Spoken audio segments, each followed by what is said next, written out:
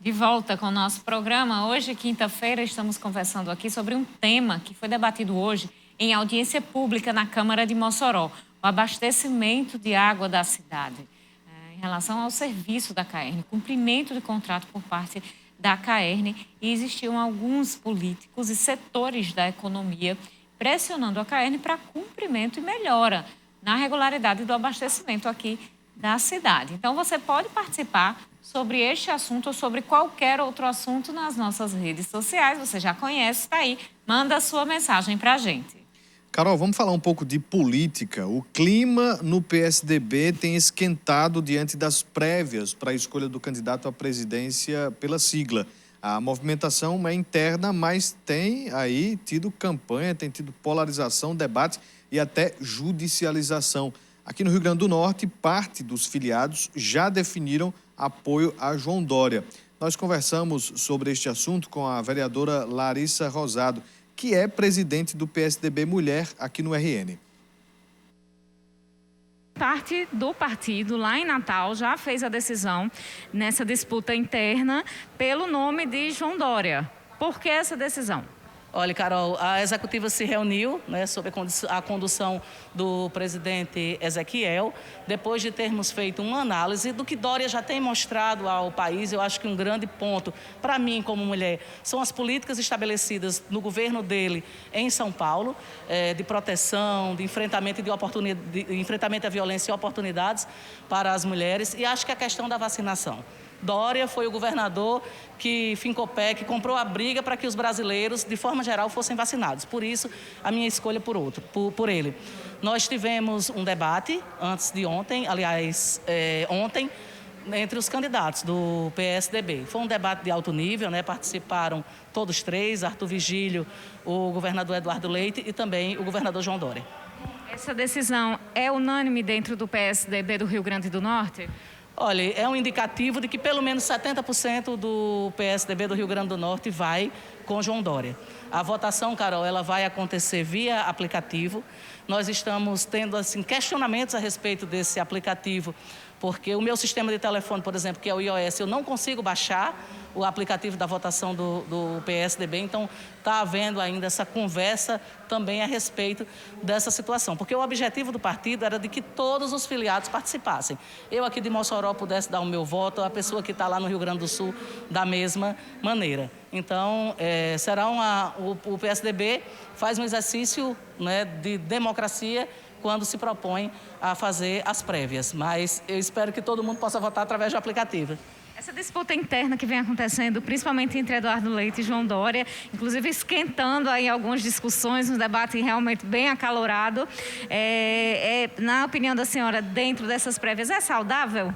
Veja só, Carol, nós tivemos na semana passada um aquecimento, né, quando o governador Eduardo Leite fez referência ao fato de João Dória ter votado no presidente Bolsonaro. Só que o governador Eduardo Leite também votou, né? E eu acho que ontem no debate eles deram um exemplo de muita civilidade, discutiram propostas para o Brasil, falaram no fortalecimento do partido, inclusive no compromisso de que quem ganhar terá o apoio dos outros. O PSDB ainda vem apresentando aparecendo muito timidamente nas pesquisas de intenções de votos, ali em torno de 3%, 4% das intenções do brasileiro. Vocês acreditam realmente que ele ainda possa conseguir guinar o nome a um número mais expressivo? Eu acho que o jogo eleitoral não começou para valer.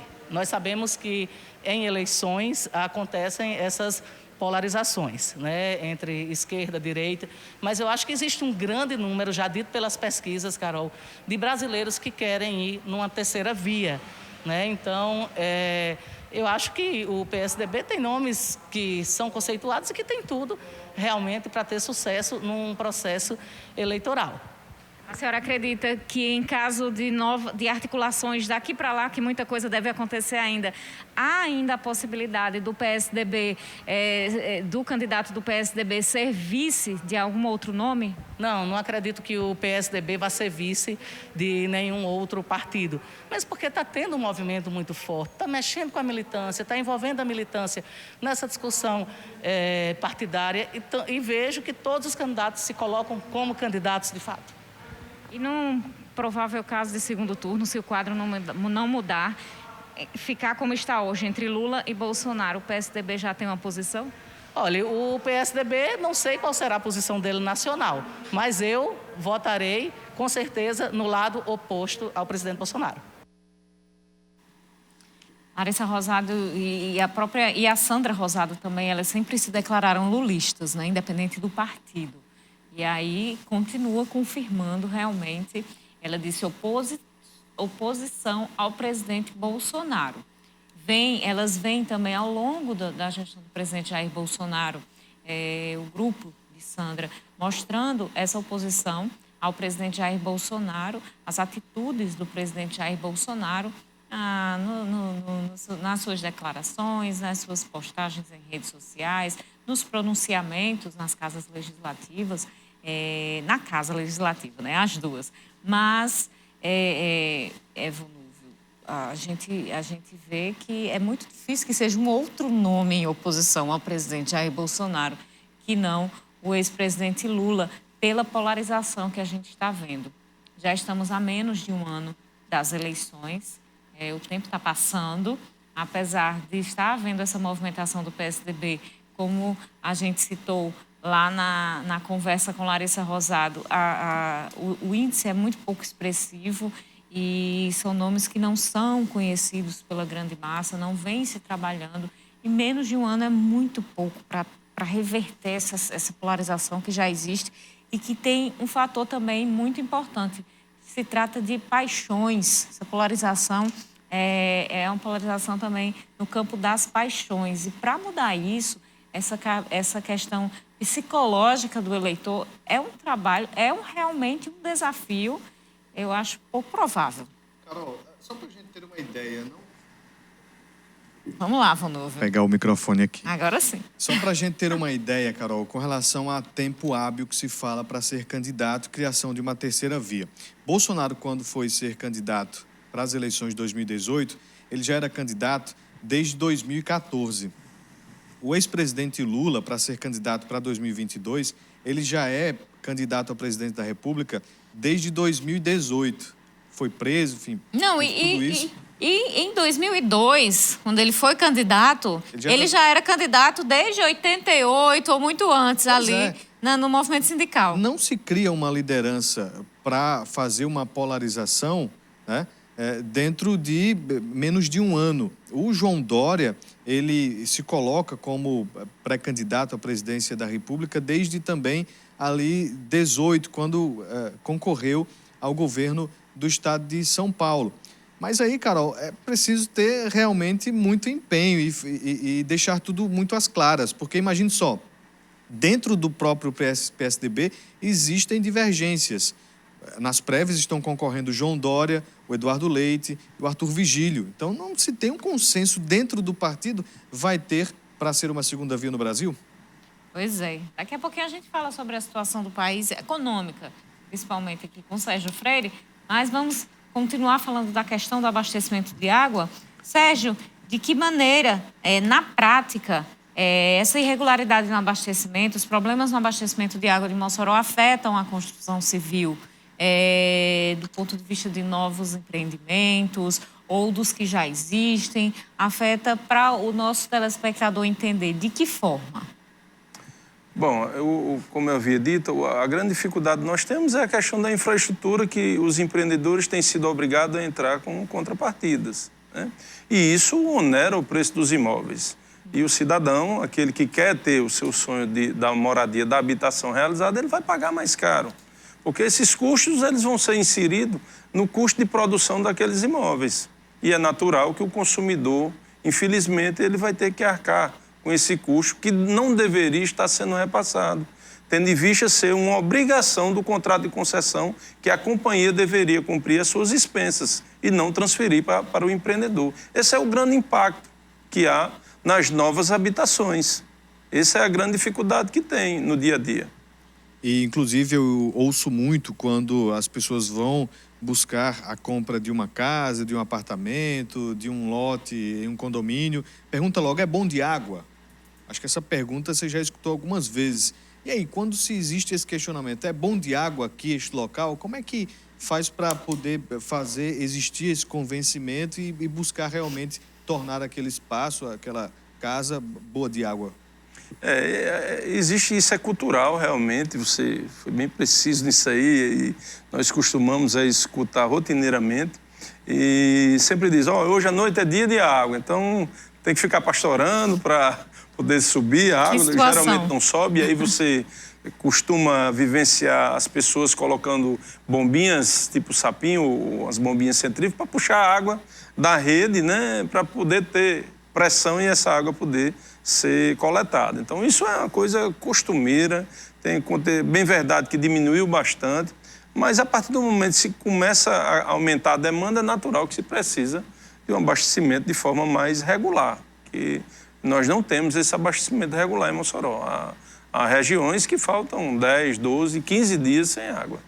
A prefeitura tem conversado com o setor da construção civil ou esteve presente na audiência conversando, se posiciona de alguma forma em relação a isso? Eu não tenho o posicionamento do Poder Público Municipal. Inclusive, nós protocolamos uma audiência já há cerca de 2 meses com o prefeito Alisson, que além disso tem outras demandas, não só da CAERN, mas alguns problemas que o segmento tem enfrentado. No entanto, nós não obtemos retorno ainda. Havia um representante do município lá, o Miguel Rogério, mas eles não explicitou qual é o pensamento do município, que entendo seja o maior interessado, já que é o ente concedente da concessão para a concessionária, a companhia CAERN. Quais as demandas do setor da construção civil junto ao Executivo Municipal, tendo em vista essa solicitação de audiência? Bom, além dessa questão da CAERN, que entendemos que o grande ator dessa história é o Poder Público Municipal, nós temos outras demandas, outras dificuldades enfrentadas, principalmente na questão de regularização de novos empreendimentos. Nós temos tido várias dificuldades nesse sentido, algumas dificuldades em relação a algumas recomendações do Ministério Público, e aqui eu posso citar uma recomendação, um estudo feito da CPRM em 2010, salvo engano, e que o Ministério Público, acho que desde o ano passado, fez essa recomendação, e o Poder Público Municipal tem atendido, onde 11 regiões da cidade de Mossoró estão impedidas de construir ou de ter reformas. E essas regiões são regiões de crescimento, de adensamento. Eu posso citar aqui o caso da região central, o centro da cidade, até a Coronel Gugel, ela está impedida hoje, de certa forma, não está sendo emitida alvarás para novas construções nem reforma em função dessa recomendação. Então, há pleitos nesse sentido, são várias dificuldades que nós temos enfrentado, mas entendo que com o diálogo nós conseguimos aí mitigar essas situações. Em relação à possibilidade, isso já tem sido realizado, já aconteceu com alguns municípios, de não renovar contrato com a CAERN e utilizar os serviços de uma empresa privada de abastecimento de água. O senhor acha que isso é viável para Mossoró?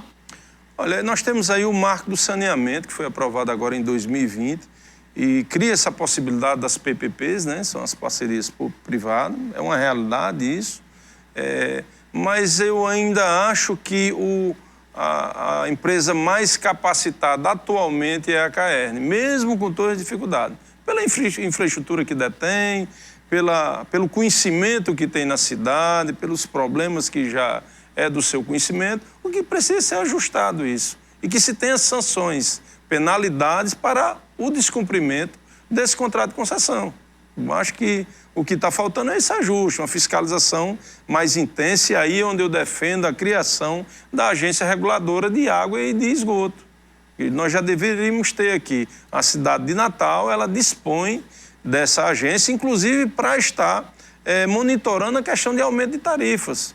Porque hoje a CAERN em Mossoró, ela de certa forma, ela tem a prerrogativa de aumentar da forma que ela entender, já que não tem essa agência reguladora e não tem essa fiscalização de forma mais incisiva. Eu acho que seria um grande instrumento que mitigaria todas essas dificuldades, essas demandas que nós temos enfrentado, não só empreendedores, mas o cidadão que tem dificuldade em estar usufruindo de um bem fundamental, de um bem de necessidade, que é a água. Vamos fazer mais um intervalo. No próximo bloco, a gente continua o nosso programa de hoje, conversando sobre abastecimento d'água em Mossoró e possibilidades. Daqui a pouquinho a gente volta.